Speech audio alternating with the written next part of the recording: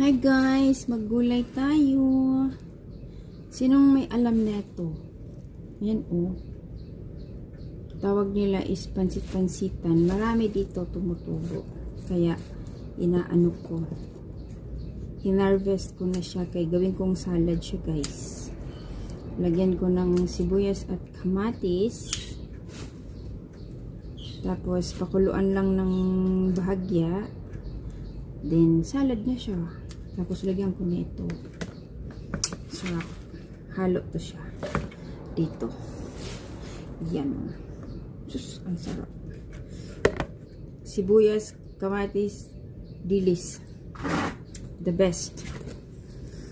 Tumutubo lang to guys. Akala ko nga to dati damo eh. Pero nung nalaman ko, nag-research din ako. Akala nyo ah. So, ito yon. Pwede siya makain.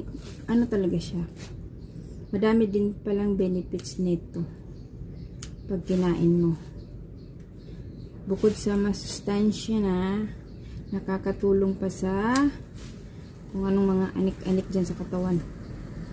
Ito. Maging malinis at organic. Yan ang the best. Malinis ka na, organic ka pa. Diba? Pati konsensya mo, nalilinis. Ganito lang kasimpleng ulam, pwede na. Kaya, kailangang himayin siya kasi minsan kumakapit yung snail dito.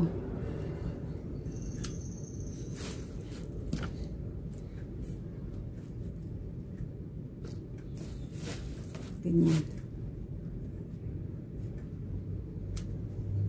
Kailangan hugasang mabuti siya para mawala yung yung mga insekto. Babarang ko to ng sabon na panghugas sa gulay. So yun guys, thank you for watching. Please subscribe. Kahit pa paano, may pambili ng diaper ng nanay ko. Thank you guys sa uulitin. Madami pala. Madami pala siya. Kala ko buhangin. Pag laging basa yung lupa, tumutubo sila ng madami. Ganun. Ito, may buhok.